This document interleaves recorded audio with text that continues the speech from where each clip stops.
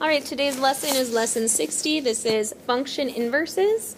So an inverse is like a special related function to an original function. It's basically going to be that function just reflected about the line y equals x. So we'll talk about that more as we go through. What you're going to do today is find the inverse of a function using three different methods. So we'll use a table, the equation, or solve using just the graph. So let's look at the three different methods a little more in depth here. So these are the three methods. First is to make a table. You make a table of values for the original equation first. Then you're going to switch the x and y in your table. And then plot these new points and graph. Okay, the second method is to use the equation. So you switch x and y in your original equation and then solve for y. So you'll have a new equation.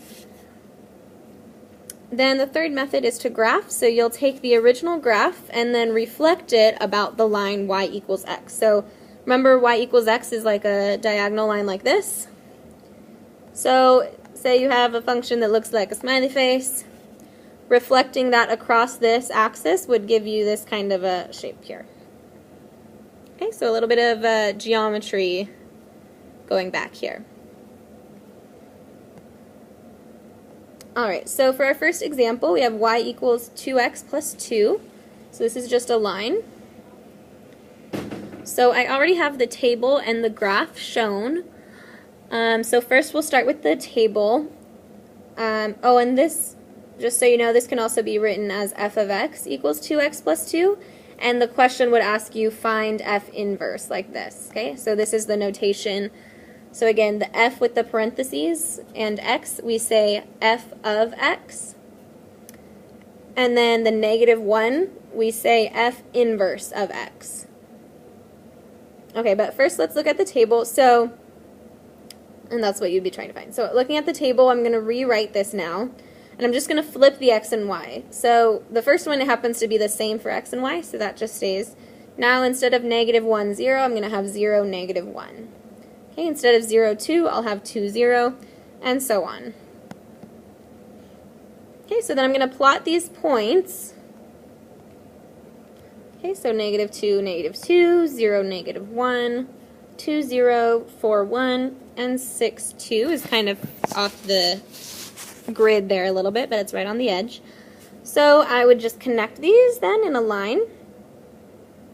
And that is going to give me, that's the line for the inverse. So I would label this first one in red. This is f of x.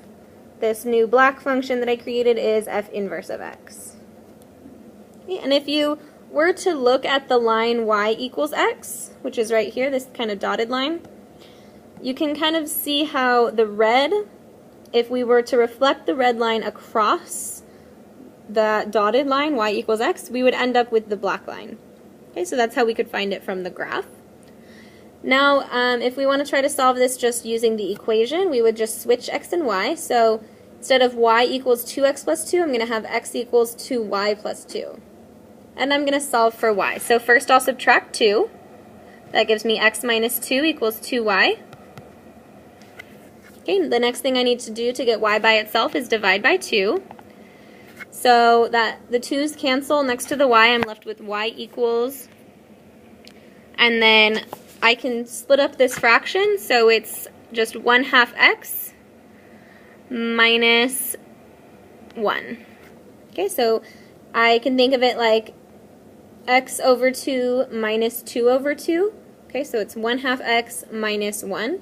And then to be official, when I write my final answer, I'll write f to the -1 of x, which we say f inverse of x equals 1/2 x minus 1.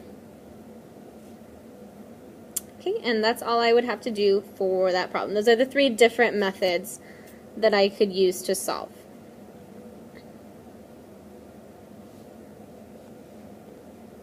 Okay, so this next example is very similar. So again, this can be thought of as f of x. I'm looking for f inverse of x. And I'll start by making my table. I just flip these so the x's are now y's and the y's are now x's. And then I'll plot these points. and draw the line. So this is the graph of my inverse. And if I make y equals x a dotted line, you can see how the black line is the red line reflect across that dotted line y equals x. Okay? So then again, we can solve this using the equation by switching x and y. So this becomes x equals negative 3y minus 1. I solve for y by adding 1. So I have x plus 1 equals 3y. Then I'll divide by negative 3.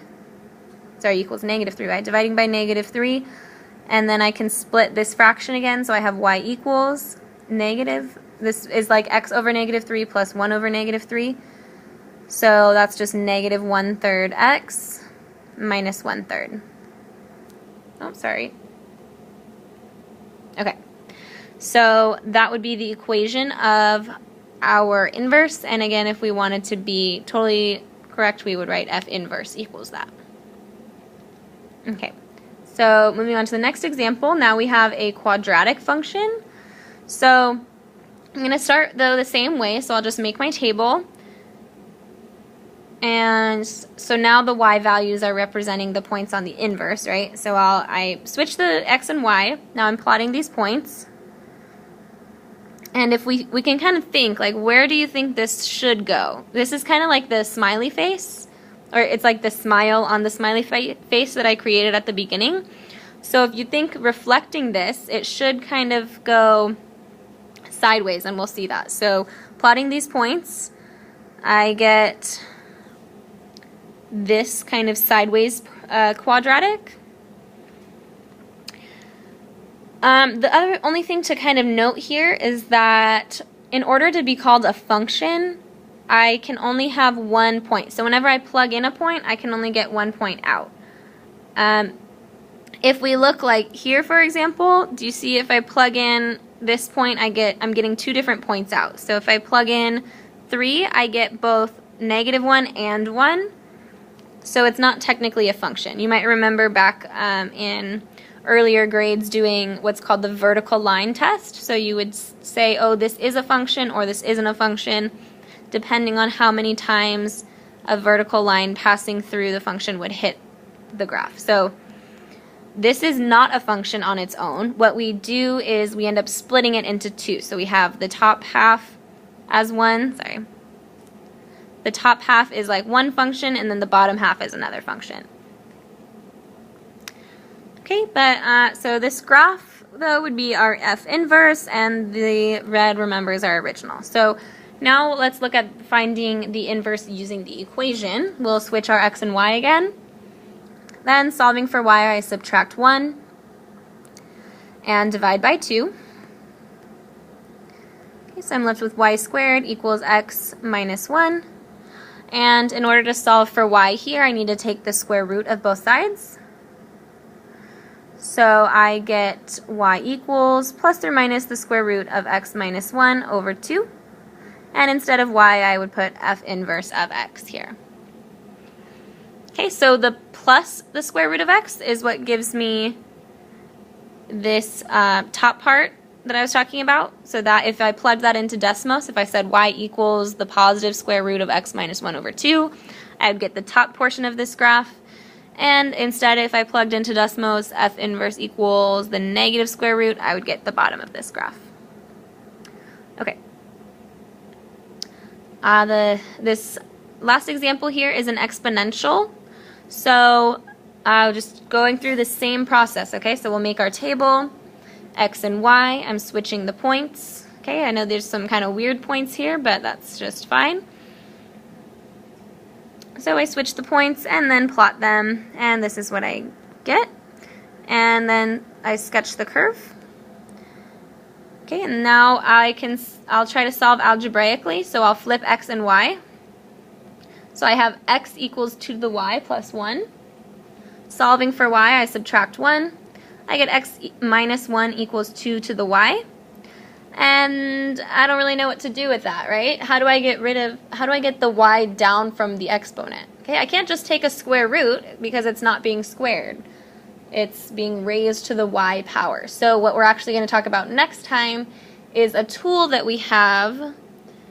So just like how we know how to add, subtract, multiply, divide, and we've started learning square roots and squaring to kind of isolate our variable. We're going to talk about a new tool next time that we can use to get the exponent down in this case.